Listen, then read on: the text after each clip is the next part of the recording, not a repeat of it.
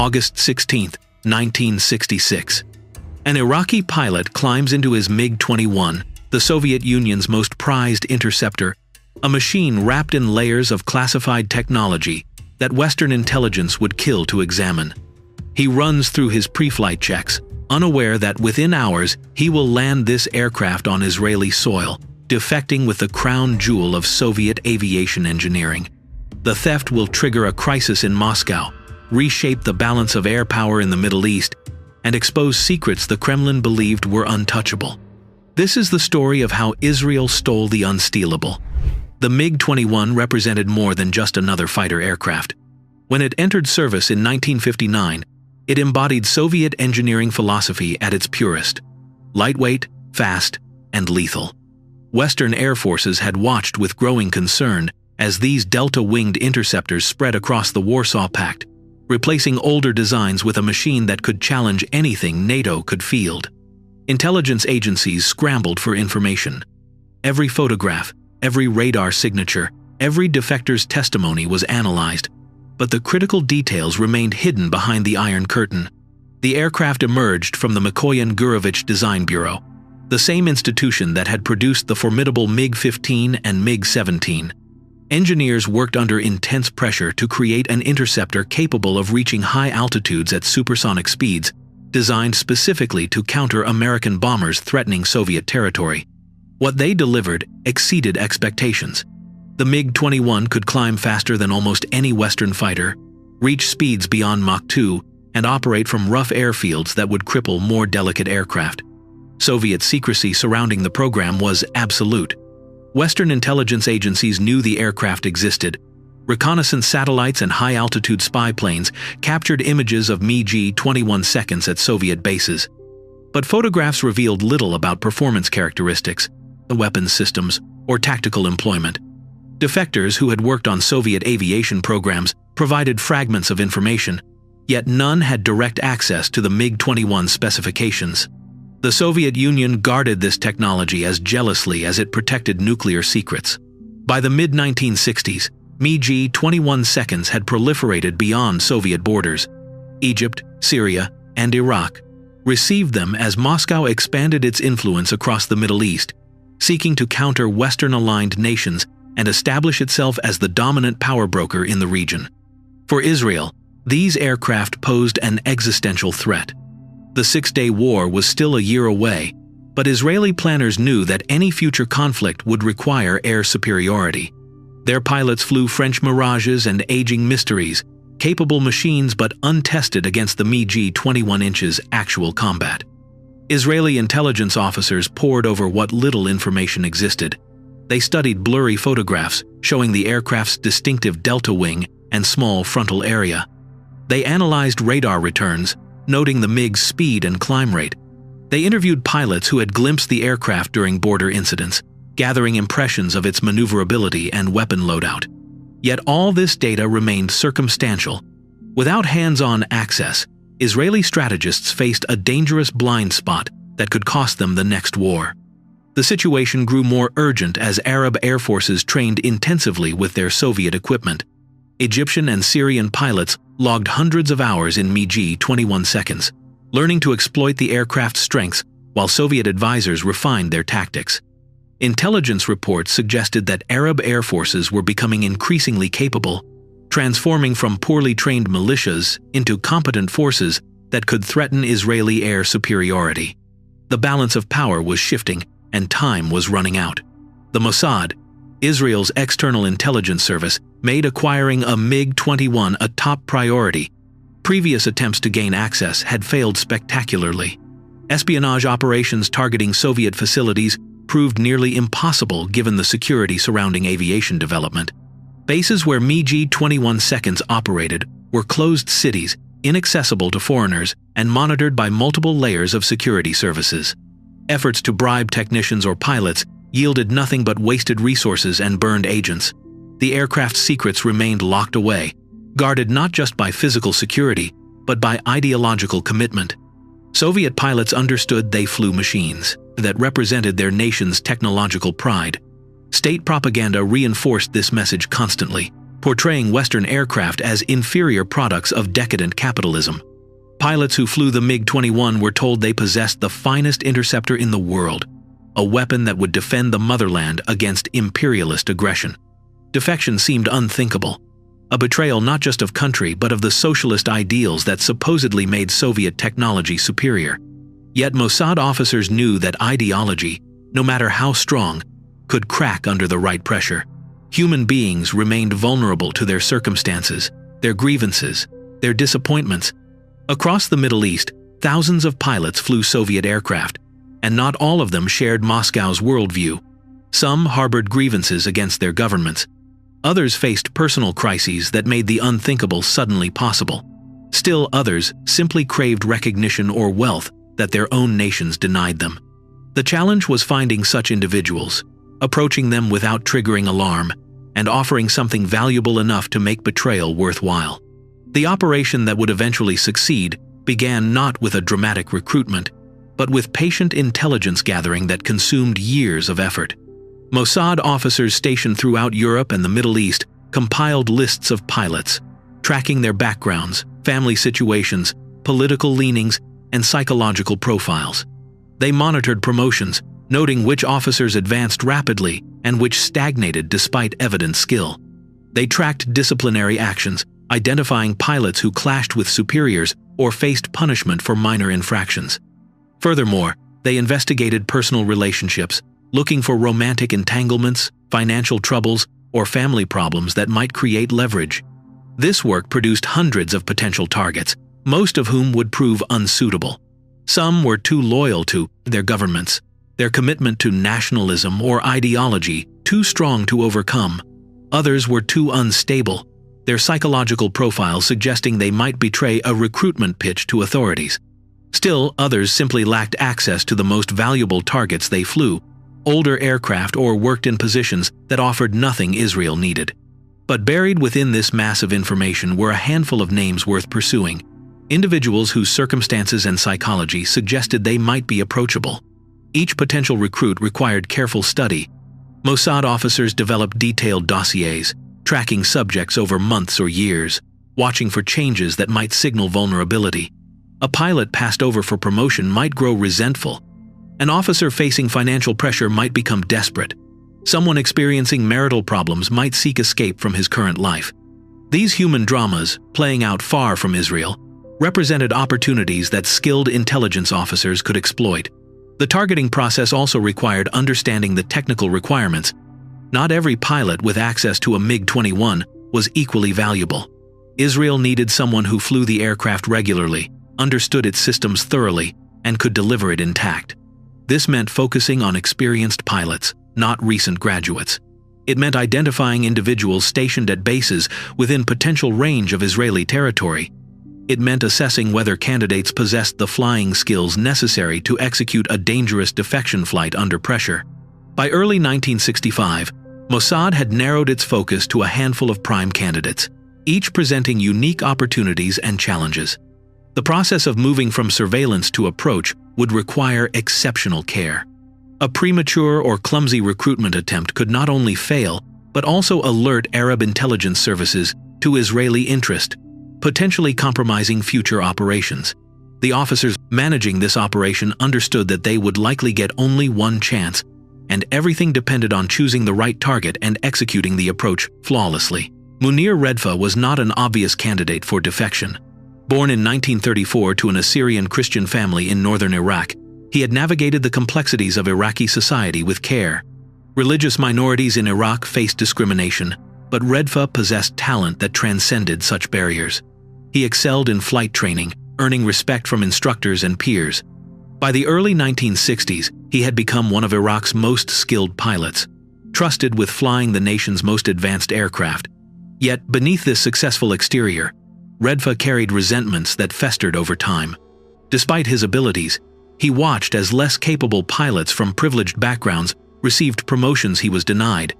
The Iraqi Air Force, like much of the nation's military, favored Sunni Muslims from established families.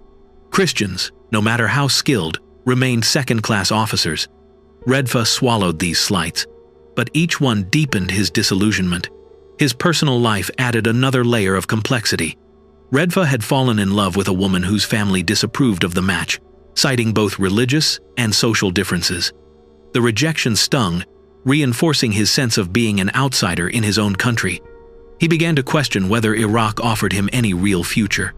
These personal grievances, seemingly small in isolation, created psychological vulnerability that Mossad would eventually exploit.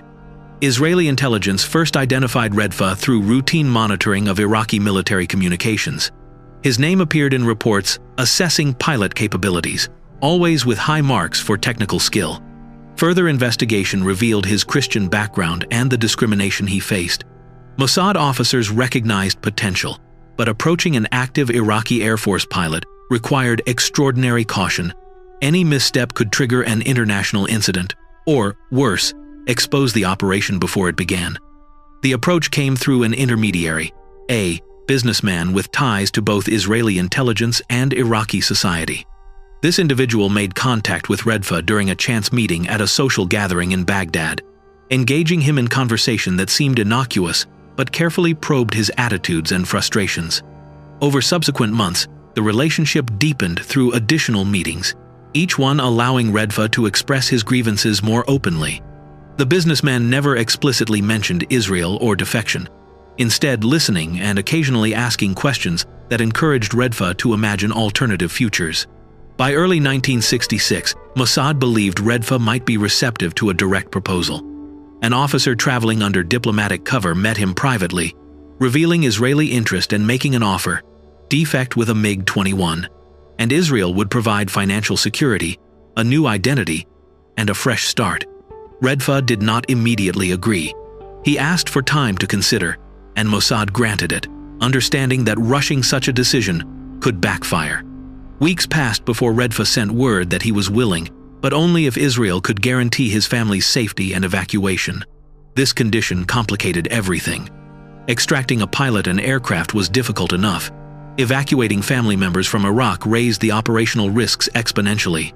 Yet Mossad understood that without this guarantee, Redfa would never commit. Plans began to take shape, involving forged documents, carefully timed travel arrangements, and contingency plans if Iraqi security services grew suspicious. The operation now involved not just stealing an aircraft, but orchestrating a complex escape for multiple individuals. Planning an operation of this magnitude required coordination across multiple intelligence branches. Mossad took the lead, but military intelligence and Air Force planners contributed technical expertise. The first challenge involved timing. Redfa needed an opportunity to fly solo without arousing suspicion, ideally on a route that would bring him near Israeli airspace. Iraqi Air Force protocols made this difficult. Most flights involved pairs or groups of aircraft, and deviations from planned courses triggered immediate alerts. Redfa proposed a solution. He would volunteer for a routine navigation training exercise, claiming a desire to improve his skills.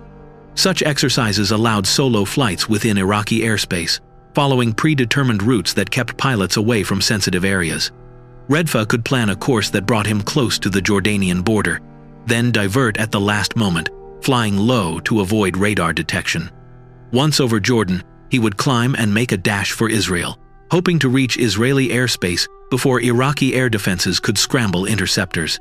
Israeli planners analyzed the proposed route, identifying numerous points where things could go wrong. Jordanian radar might detect the MiG and alert Baghdad before Redfa reached Israel. Iraqi interceptors stationed at western bases could catch him if they scrambled quickly. Mechanical failure could force him down in hostile territory. Even if everything went perfectly, Israeli air defenses might mistake him for an attacker and shoot him down before he could identify himself. To address these risks, Israel prepared multiple contingencies. Israeli Air Force fighters would patrol near the border, ready to intercept and escort the MiG once Redfa crossed into Israeli airspace. Radio frequencies were shared with Redfa, along with specific phrases he would transmit to identify himself. Ground-based radar operators received instructions to track any aircraft approaching from the east, holding fire, until positive identification could be established. Airfields in northern Israel were placed on alert, ready to receive the defector. Evacuating Redfa's family posed equally complex challenges. His wife and children could not simply board a commercial flight to a Western country without triggering suspicion. Mossad arranged for them to travel overland, crossing into Iran using forged documents that identified them as business people. From Iran, they would fly to Europe, then onward to Israel. The timing had to align perfectly. If Redfa defected before his family reached safety, Iraqi authorities would arrest them as leverage. Communication between Redfa and his Mossad handlers relied on dead drops and coded messages passed through intermediaries. Every exchange carried risks. Iraqi intelligence services monitored foreign nationals and maintained networks of informants. A single suspicious conversation could unravel months of preparation. Redfa understood this, limiting contact to essential updates while maintaining his normal routine to avoid drawing attention. By midsummer of 1966, all pieces were in position. Redfa's family had begun their journey, traveling undercover stories that placed them far from Baghdad. Israeli forces waited along the border, and Redfa had secured approval for his navigation exercise. The operation was now beyond the point of recall. Any delay risked exposure, and exposure would mean failure, arrest, and possibly execution for Redfa. August 16, 1966. Redfa arrived at his base before dawn, going through pre-flight procedures with mechanical precision. He exchanged casual greetings with other pilots and ground crew, betraying no hint of what he intended. His MiG-21, tail number 5721, sat on the flight line, fueled and armed as per standard protocols. Redfa conducted his walk-round inspection, checking control surfaces, examining the engine intake, verifying that everything appeared normal. In his mind, he rehearsed the route one final time. The flight plan called for a western trajectory, following a course that would take him near the Jordanian border before turning back inland. Controllers would monitor his progress via radio check-ins at designated intervals. Redfa planned to maintain normal communications until the last possible moment, then go silent as he broke from the planned route. This would buy him precious minutes before Iraqi air defenses realized what was happening. He climbed into the cockpit, securing his harness and helmet, running through the startup sequence. The Tumansky engine spooled up with its characteristic whine, turbine blades spinning faster until the aircraft trembled with contained power. Redfa received clearance for takeoff, advancing the throttle and releasing brakes. The MiG accelerated down the runway, lifting smoothly into the morning sky. For the first 30 minutes, he flew exactly as planned, maintaining altitude and heading, checking in with controllers on schedule. The landscape below scrolled past irrigation ditches, scattered villages, the brown expanse of desert stretching westward. Redfa's heart rate climbed as he approached the critical decision point. Every instinct screamed warnings. Turning back now would mean safety. Continuing meant potential death or imprisonment if anything went wrong. He checked his watch. His family should have crossed into Iran by now, moving beyond the reach of Iraqi authorities. That knowledge steadied him. He reached the turn point, and instead of banking right back toward Iraqi territory, pushed the stick forward and dove. Altitude bled away rapidly as he dropped to low level, terrain features rushing past in a blur. Iraqi radar would lose him now, confused by ground clutter and the sudden disappearance of his transponder signal. Controllers in Baghdad began transmitting, their voices growing urgent as Redfa failed to respond. He ignored the radio, focusing entirely on navigation. The Jordanian border lay ahead, marked by weights and low ridges. He crossed it at near supersonic speed, the MiG shaking slightly as it punched through air compressed by its own velocity. Behind him, Iraqi air defense networks erupted into action, scrambling interceptors from multiple bases and alerting Jordanian counterparts. Redfa pulled up, climbing rapidly while turning north toward Israel. His fuel gauge showed levels dropping faster than he'd hoped. The low-level dash had consumed reserves. If Israeli fighters didn't find him soon, he might not have enough fuel to reach a suitable airfield. He switched to the pre-arranged frequency, transmitting the code phrase that identified him as a friendly. Israeli radar operators tracking the high-speed contact initially assumed it was hostile, preparing to launch interceptors for combat. Then Redfa's transmission came through, and everything changed. Controllers scrambled to verify, cross-referencing the code phrase with operational orders. Within seconds, confirmation arrived. This was the defector.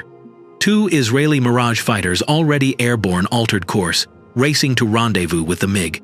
Redfa spotted them first, 2 silver shapes closing from his left. He maintained course and speed, watching as they took up escort positions on either wing. One pilot gave a thumbs up, visible through the canopy. Relief washed over Redfa. He had made it. Israeli airspace lay ahead, and the hardest part was behind him. Ramat David Air Base had been cleared for the landing, with fire trucks and emergency crews standing by. Israeli Air Force officers gathered at the edge of the tarmac, some holding cameras to document the moment. This was history unfolding, the first intact Soviet MiG-21 ever to land in Western hands. Redfa joined the landing pattern, lowering gear and flaps while bleeding off speed. The MiG settled onto the runway with a chirp of tires, its drag chute deploying to slow the aircraft. He taxied clear and shut down the engine, silence suddenly overwhelming after hours of noise. Ground crew swarmed the aircraft, some staring in awe at the machine they had only seen in reconnaissance photographs. Redfa climbed down from the cockpit, legs unsteady after the tension of the flight. An officer stepped forward, extending his hand in greeting. They exchanged brief words before Redfa was whisked away for debriefing. Behind him, technicians began their preliminary examination of the MiG, documenting every detail while specialists prepared to disassemble and analyze it. News of the defection reached Iraqi authorities within hours. The initial response was confusion. How could a pilot simply disappear with one of their most advanced aircraft? As the full story emerged, confusion turned to fury. Iraq demanded the return of the aircraft and pilot, threatening diplomatic consequences. Israel remained silent, neither confirming nor denying involvement. In Moscow, the theft sent shockwaves through military and political circles. Soviet advisors in Iraq had guaranteed the security of their equipment, and now that guarantee lay shattered. The Kremlin worried not just about the single aircraft, but about what Israel might learn from it. Years of development, testing, and refinement had gone into the MiG-21. Now all those secrets sat in enemy hands. Soviet engineers immediately began assessing what Israel might discover. They reviewed design specifications, identifying vulnerabilities that could be exploited. Changes were ordered to radar systems, countermeasures, and tactics used by Warsaw Pact pilots. The entire defensive doctrine built around the MiG-21 required revision, costing time and resources the Soviet Union could ill afford. Israeli and American engineers descended on the captured MiG with scientific fervor. Every component was photographed, measured, and tested. The aircraft was partially disassembled, revealing construction techniques and materials that Western analysts had only theorized about. What they found both impressed and disappointed. The MiG-21's design reflected Soviet priorities: simplicity, maintainability, and performance. Its Tumansky engine produced impressive thrust for its weight, though it consumed fuel at rates that limited range. The airframe was sturdy, but featured crude welds and fasteners compared to Western standards. Panel gaps that would have horrified American quality control inspectors were commonplace. Yet the aircraft flew reliably despite these apparent defects. Soviet engineers had prioritized function over form, creating a machine that could be maintained by conscript mechanics under field conditions rather than requiring precision tools and specialized training. The avionics suite told a similar story. While functional and reliable, the electronics lagged behind Western equivalents by several years. The radio system used vacuum tubes rather than transistors, making it bulky and power-hungry. The radar, designated RP-21 by Soviet nomenclature, had limited range and struggled to track targets against ground clutter. Western fighters already carried pulse Doppler systems that could look down and detect low-flying aircraft. The MiG-21's radar was effectively blind in such scenarios. Yet the aircraft had undeniable strengths. Its small size, barely 23 feet from nose to tail, made it difficult to spot visually, a crucial advantage in dogfights where the first pilot to acquire the enemy often won. The Delta wing provided excellent high-speed performance and allowed tight turns at supersonic speeds, though it suffered at lower speeds where the large wing area created excessive drag. The GS-23 twin-barreled cannon remained devastatingly lethal, firing rounds at a rate that could shred aircraft in seconds. And the aircraft could carry effective air-to-air missiles, including the infrared-guided K-13, essentially a reverse-engineered copy of the American Sidewinder. American pilots were given the opportunity to fly the MiG in a series of classified test flights that pushed it to its operational limits. Lieutenant Colonel Charles "Chuck" Yeager, already famous for breaking the sound barrier, was among the first Western pilots to evaluate the captured aircraft. He reported that while the MiG handled crisply at high speeds and climbed like a homesick angel, it became sluggish in sustained turning fights. The Delta Wing bled energy rapidly in maneuvers, and recovering that energy required disengaging and accelerating, a luxury rarely available in combat. The cockpit layout fascinated and frustrated Western pilots in equal measure. Soviet designers had arranged instruments logically, but packed them into a space that felt cramped compared to American fighters. The canopy provided limited rearward visibility, a significant disadvantage in combat, where threats often approached from behind. The ejection seat was reliable but crude, and the pilot's position made it difficult to see over the nose during landing approaches. These ergonomic issues suggested that Soviet doctrine prioritized ground-controlled interception, with pilots relying on controllers to vector them toward targets rather than conducting independent searches. Engine handling required careful attention. The Tumansky R-11 turbojet responded well to throttle inputs, but could suffer compressor stalls if mishandled during rapid maneuvers. Pilots learned to avoid abrupt throttle movements during high G-turns, a limitation that reduced the aircraft's effectiveness in dogfights. Fuel consumption at military power was staggering, giving the MiG-21 an effective combat radius of barely 200 miles, fine for defensive interception but problematic for offensive operations requiring extended loiter time. Israeli pilots received extensive training on the captured MiG, learning its characteristics and limitations through both ground study and flight experience. This knowledge would prove critical during the Six-Day War less than a year later, when Israeli fighters faced MiG-21 seconds in combat for the first time. Knowing the enemy's blind spots, the poor rearward visibility, the tendency to bleed energy in turns, the limited radar capability allowed Israeli pilots to exploit them ruthlessly. During the opening hours of the war, Israeli aircraft destroyed the majority of Arab air forces on the ground. But in the air battles that followed, Israeli pilots consistently outfought MiG-21 seconds piloted by Egyptian and Syrian aviators, contributing to the devastating aerial victories that gave Israel complete air superiority. The intelligence gained extended beyond just the aircraft's physical characteristics. Documents recovered from the MiG included technical manuals, maintenance schedules, and operational procedures written in Russian. Translation teams worked around the clock to extract every scrap of information from these materials. The manuals revealed maintenance intervals, common failure modes, and troubleshooting procedures that offered insights into the aircraft's reliability. Operational documents described Soviet tactical doctrine, how MiG-21 seconds were employed in pairs or four aircraft formations, what altitude bands they preferred, how they coordinated with ground-controlled intercept stations. Perhaps most valuable were the insights into Soviet training methods. The operational procedures revealed a doctrine that relied heavily on ground control, with pilots following precise instructions from radar controllers rather than exercising independent judgment. This approach made sense given the MiG-21's limited radar and the Soviet preference for centralized command, but it also created vulnerabilities. Pilots trained to follow orders might struggle when communications were disrupted or when they encountered situations outside their prescribed tactical responses. Israeli and American air forces, which emphasized pilot initiative and adaptability, could exploit this rigidity. Western intelligence agencies shared information gleaned from the captured MiG throughout NATO, improving the entire alliance's understanding of Soviet capabilities. Fighter pilots across Europe and America received briefings on the MiG-21's strengths and weaknesses. Aircraft designers studied the Soviet approach to engineering problems, sometimes finding solutions that influenced Western designs.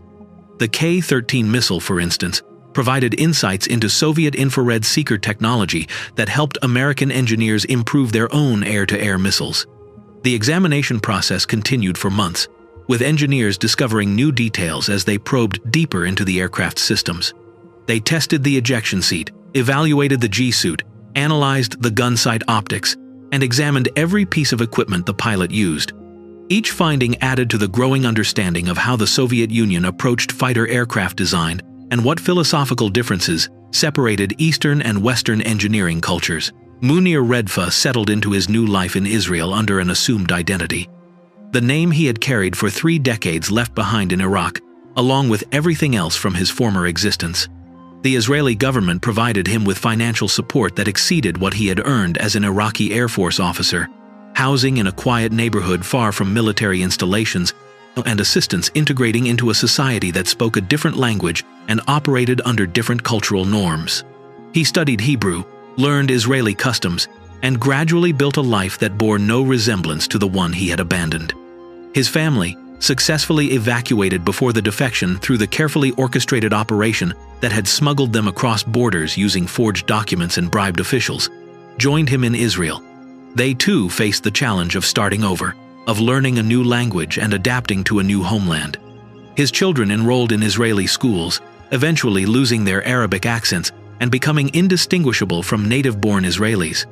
His wife struggled more with the transition, mourning the loss of extended family and the familiar rhythms of Iraqi life. But she adapted, understanding that the alternative remaining in Iraq while married to a traitor would have meant imprisonment or worse. Redfa never returned to Iraq. Iraqi authorities declared him a traitor, sentencing him to death in absentia during a trial conducted without his presence or defense. State media denounced him as a coward and spy, claiming he had been corrupted by Zionist gold.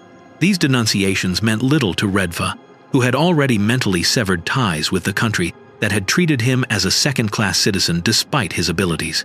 In rare interviews granted years later under his assumed identity, he expressed no regret, stating simply that he had chosen freedom and opportunity over a life constrained by bigotry and discrimination.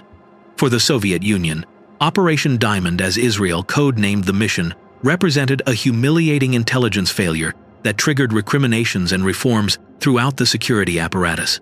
The MiG-21 had been their premier export fighter, sold to allies with assurances of security and promises that Soviet technology would never fall into Western hands. Now those assurances lay shattered, exposed as empty guarantees by an operation the Soviets had never anticipated. KGB officers assigned to monitor security in allied nations faced intense scrutiny, their reports dissected for signs they should have detected the plot. Soviet military advisors in Iraq underwent investigations, some facing demotion or recall as scapegoats for the intelligence breach. The Kremlin worried not just about the single aircraft, but about what Israel and its American allies might learn from detailed examination. Years of development, testing, and refinement had gone into the MiG-21, representing an enormous investment of resources and expertise. Design decisions made in Mikoyan Gurovich's offices, manufacturing techniques developed in Soviet factories, tactical doctrines formulated by Air Force strategists. All of this was now exposed, available for Western analysts to study and counter. Soviet leaders understood that the theft's impact would extend far beyond the immediate embarrassment. Soviet engineers immediately began assessing what Israel might discover and how that knowledge could be exploited. They reviewed design specifications, identifying vulnerabilities that Western air forces might target. The radar's limited look-down capability, already known to be a weakness, now became a critical flaw that adversaries would surely exploit. The engine's fuel consumption and susceptibility to compressor stalls represented tactical limitations that enemies would probe. Even the aircraft's strengths, its climb rate, speed, and cannon could be countered once Western pilots understood exactly how the MiG performed in various flight regimes. Changes were ordered to radar systems, countermeasures, and tactics used by Warsaw Pact pilots. Updated training programs emphasized different engagement profiles, attempting to compensate for known weaknesses. Export versions of the MiG-21 were modified to remove the most sensitive technologies, ensuring that even if another aircraft fell into Western hands, it would not reveal the full capabilities of frontline Soviet models. These retrofits and changes cost time and resources the Soviet Union could ill afford, diverting funds from other military programs and delaying planned improvements to existing aircraft. The operation's success demonstrated the power of human intelligence in an era increasingly dominated by technical collection methods. Satellites could photograph bases and track military movements. Signals intelligence could intercept communications and analyze radar emissions. Yet acquiring an intact aircraft required convincing a human being to betray his country, to risk everything on the promise of a better life elsewhere. Mossad had proved its capability to identify, recruit, and extract assets under extraordinarily difficult conditions, executing a complex operation that required patience, precision, and the courage of everyone involved. Western air forces incorporated lessons from the MiG examination into their training and tactics with remarkable speed. Within months of the defection, American pilots flying in Vietnam received updated briefings on MiG-21 capabilities and vulnerabilities. They learned to force MiG-21 seconds into low-speed turning fights, where the delta wing became a liability rather than an asset. They understood the aircraft's radar limitations and exploited them by approaching from angles where detection was unlikely. They recognized the MiG's poor rearward visibility and attacked from behind and below, positions where Soviet pilots had difficulty spotting threats. These tactical adjustments contributed to improved kill ratios in air combat, with American pilots increasingly confident they could defeat the MiG-21 when flown by competent but not exceptional adversaries. The stolen MiG-21 eventually found its way to the United States through discreet arrangements between Israeli and American intelligence agencies. It became part of classified programs evaluating Soviet aircraft, flying against various Western fighters in carefully controlled tests that documented performance in different scenarios. American test pilots flew the MiG against F-4 Phantoms, F-105 Thunderchiefs, and other aircraft operating over Vietnam, generating data that informed weapons design and tactical doctrine for years to come. The insights gained influenced everything from missile development to aircrew training, giving American forces advantages they would not have possessed without access to the actual aircraft. Iraq never recovered the aircraft or brought Redfa to justice. The incident damaged Iraqi relations with the Soviet Union, which questioned Baghdad's ability to protect sensitive equipment and maintain security around military installations. For years afterward, Soviet advisors maintained stricter oversight of military hardware delivered to Middle Eastern allies, insisting on control measures that many Arab nations resented. This created friction in relationships that Moscow had cultivated carefully, with Arab officers bristling at implications they could not be trusted. The long-term damage to Soviet influence in the region, while difficult to quantify, was real and lasting. Within Israel, Operation Diamond became legendary within intelligence circles, studied as a textbook example of successful recruitment and exfiltration. Training courses for new Mossad officers included detailed analysis of the operation, examining how officers identified the target, made initial contact, built trust over months of careful cultivation, and finally executed the defection under the conditions that left little room for error. The operation demonstrated that even the most secure systems could be compromised when human factors were properly exploited, when intelligence officers understood that technology alone could not protect secrets if the people with access to those secrets could be persuaded to betray them. The operation also reinforced Mossad's reputation for audacity and capability, sending a message to adversaries that Israel's reach extended far beyond its borders. Intelligence services in Arab nations understood that their officers, pilots, and scientists might be targets for recruitment, that no one was entirely safe from Israeli approaches. This psychological impact, while impossible to measure precisely, contributed to the climate of suspicion and paranoia that sometimes paralyzed decision-making in Arab military and intelligence establishments, with officers afraid to trust colleagues who might be reporting to Tel Aviv. The theft of the MiG-21 reshaped more than just tactical aviation. It sent a message to the world about Israeli intelligence capabilities and determination. Nations possessing sensitive technology realized that physical security alone could not protect their secrets. The weakest link was always human pilots, technicians, and officers who might be turned under the right circumstances. For Soviet military planners, the incident prompted a fundamental reassessment of how they shared technology with allies. Export versions of aircraft began incorporating deliberately downgraded systems, ensuring that even if captured, they would not reveal the full capabilities of frontline models. This practice continued throughout the Cold War, with Soviet equipment sold abroad often lacking the sophistication of versions used by Soviet forces. The MiG-21 itself continued flying in air forces worldwide for decades after Redfa's defection. Later variants incorporated improvements that addressed some of the weaknesses identified by Western analysis, though the basic airframe remained recognizable. Pilots who flew against MiG-21 seconds in Vietnam, India, and the Middle East benefited from the knowledge gained through Operation Diamond, even if they never knew the operation's name or details. Munir Redfa lived quietly in Israel until his death, rarely speaking publicly about his role in one of history's most successful intelligence operations. He had traded one life for another, abandoning his homeland and identity for security and freedom. Whether he ever regretted that choice remains known only to him. What is certain is that his decision altered history, shifting the balance of air power and exposing secrets that nations had fought to protect. The MiG-21 he delivered now sits in an Israeli Air Force museum, a trophy of intelligence tradecraft and a reminder that in the shadow wars between nations, sometimes the most valuable weapon is the person willing to betray everything they once believed in for something better on the other side. Thank you for watching this story until the end. Operation Diamond remains one of the most daring intelligence operations in history, proving that sometimes the greatest victories are won not on battlefields, but in the shadows. If you found this story captivating, please share it with others who appreciate untold history. Subscribe to our channel and hit that notification bell so you never miss our next deep dive into the hidden operations that shaped our world. Your support helps us bring these remarkable stories to light. Until next time, stay curious.